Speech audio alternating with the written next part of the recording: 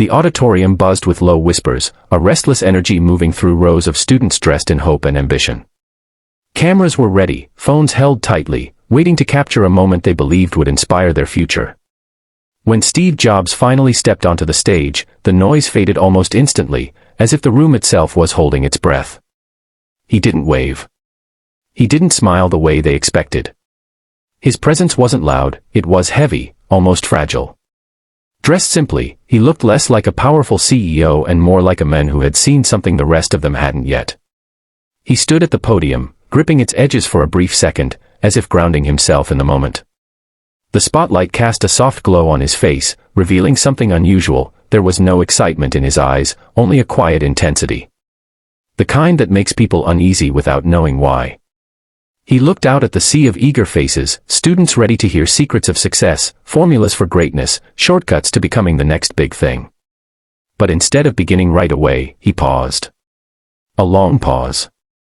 Long enough for the audience to shift uncomfortably, long enough for anticipation to turn into curiosity.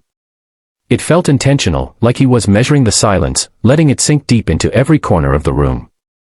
When he finally spoke, his voice was calm, almost too calm. "Today," he said slowly, "I'm not going to tell you how to succeed." A ripple of confusion spread instantly. Some students frowned, others leaned forward, unsure if they had heard correctly. This wasn't the speech they came for. There were no buzzwords, no energy, no promise of greatness, just a quiet statement that felt strangely personal. He lifted his gaze again, scanning the room as if searching for something or someone. For a brief moment, it seemed like he wasn't speaking to the crowd at all, but to a younger version of himself sitting somewhere among them. And in that silence, before he said another word, a subtle realization began to settle in. This speech wasn't going to be about success, it was going to be about something far more uncomfortable. A faint murmur moved through the audience, the kind that comes when expectations quietly collapse. Steve Jobs didn't react to it. He stood still, letting the unease settle, as if he wanted them to feel that discomfort fully before he continued. "I was fired," he said simply. The words landed heavier than any motivational quote ever could. A few students straightened in their seats, unsure how to process it. Fired. From the very company he built. It didn't make sense. This wasn't the polished story they had heard in headlines, it was raw, stripped of pride. He took a slow breath, his eyes drifting for a moment as if replaying something painful. At 30. I was out. Publicly. Completely. His voice remained calm, but there was something beneath it, a quiet fracture. The thing I loved the most was taken away from me. The room grew still. No one reached for their phones now. No one whispered. They were listening, not to a success story, but to something far more human. "I thought it was the end," he continued. "I felt lost, embarrassed, like I had let everyone down." He gave a small, almost ironic smile. "Including myself." A student in the front row lowered his gaze, gripping his notebook tighter. Another leaned forward, elbows on knees, completely absorbed. For the first time, success didn't look like confidence, it looked like doubt, fear, and failure. "But something strange happened," he said, lifting his head again. "When everything was gone, there was nothing left to protect." The words hung in the air. No reputation. No image. No expectations. He paused, letting the idea sink in. And for the first time in years, I was free. A subtle shift passed through the audience. Confusion mixed with curiosity. How could losing everything lead to freedom? It felt backwards, almost unsettling. He looked across the room again, this time with a deeper intensity. "We're taught to fear failure," he said quietly. "But no one tells you that sometimes failure is the only thing that strips away what doesn't matter." His voice softened, almost to a whisper. "It forces you to face yourself, without distractions." The silence that followed wasn't empty anymore, it was heavy with reflection. Something inside the audience had begun to crack, the illusion of perfect success slowly giving way to a more uncomfortable truth, that behind every great story, there is a moment where everything falls apart. The silence that followed felt different now, deeper, more personal. Steve Jobs no longer sounded like a speaker addressing a crowd, he sounded like someone confessing something he had carried for far too long. He shifted slightly, his fingers brushing the edge of the podium, as if searching for the right words. "We talk a lot about work," he said, his voice softer now. "About building things, achieving things, becoming something." He paused. "But we don't talk enough about love." A few students exchanged quiet glances. The word felt out of place in a room built for ambition and success. But he continued, unbothered by their confusion. "I chased success like it was everything," he admitted. "I believed if I built something great, everything else would fall into place." His eyes lowered briefly. "But life doesn't work that way." There was a subtle heaviness in his tone now, something more intimate than before. "I lost people along the way," he said quietly. "People who mattered, more than I realized at the time." The words didn't need details. The room understood the weight behind them. He looked up again, but this time there was a trace of regret in his expression, something unpolished, almost vulnerable. "You think you'll have time," he continued. "Time to call them back, time to fix what you broke, time to say the things you were too busy to say." A long pause followed. No movement. No sound. Then, almost in a whisper, he said, "But time doesn't wait for you to be ready." The sentence hit differently.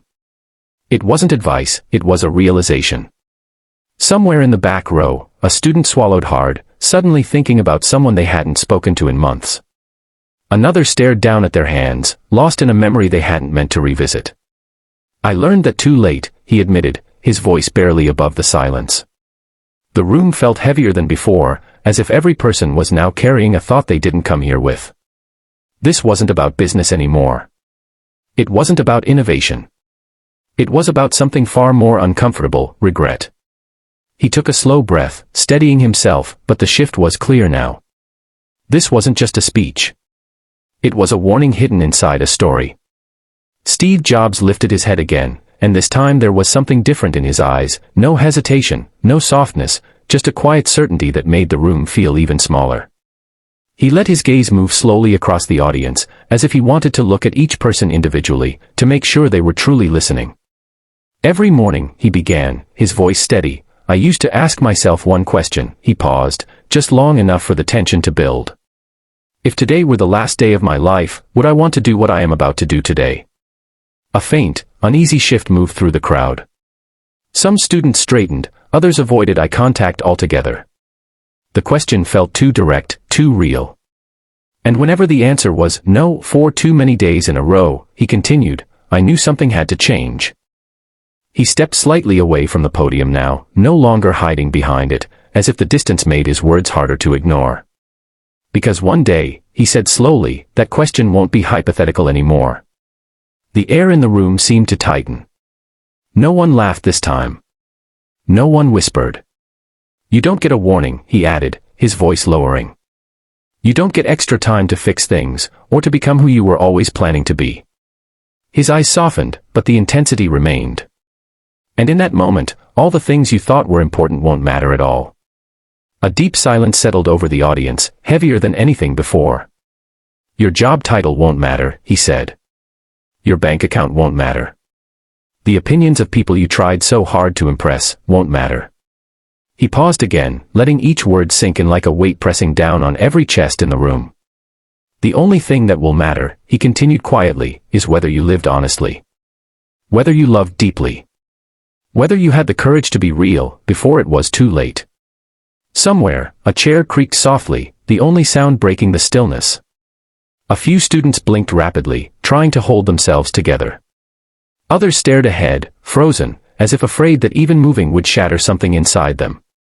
He took one last look at the audience, and for a brief moment, there was something almost haunting in his expression, like a man who had already seen the ending they were all trying to ignore.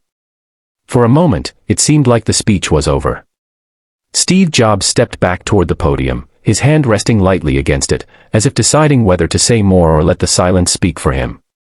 The audience remained frozen, caught in a quiet tension they didn't know how to release. He glanced down briefly, then back up, and in that small movement, something shifted, like a final decision had been made. "Don't wait," he said. The words were simple, almost too simple after everything he had shared. But the way he said them carried a weight that pressed into every corner of the room. Don't wait for the perfect moment, don't wait for success, and don't wait for a speech like this to wake you up. His voice softened, but it didn't lose its intensity. Because by the time you realize what truly matters, he paused, his eyes scanning the crowd one last time. It might already be out of reach. A deep, uncomfortable stillness followed. No applause. No movement. Just the quiet sound of people breathing, each one lost in thoughts they hadn't expected to confront today. He stepped away from the podium, slowly this time, as if the weight of his own words followed him. The spotlight lingered for a second before dimming, and just like that, he was no longer the center of attention, yet somehow, his presence felt stronger than ever. Years later, many of those students would remember that silence more than the speech itself. They would remember the unease, the way something inside them shifted without warning. Some would ignore it, burying themselves in careers, chasing the very things he warned them about. But others would feel it at unexpected moments. Late at night. In quiet rooms. In missed calls they never returned. And then came the twist they never saw coming. When news of Steve Jobs' passing spread years later, that speech returned, not as inspiration, but as a realization. He hadn't just been speaking about life. He had been speaking as someone who already understood how limited it was. Suddenly, his pauses made sense. His tone. The way he looked at them, not like a man planning the future, but like someone measuring what little time remained. And in that realization, the real message finally revealed itself. He wasn't warning them about failure. He was warning them about regret. Moral. Don't chase success so hard that you forget to live, time won't wait.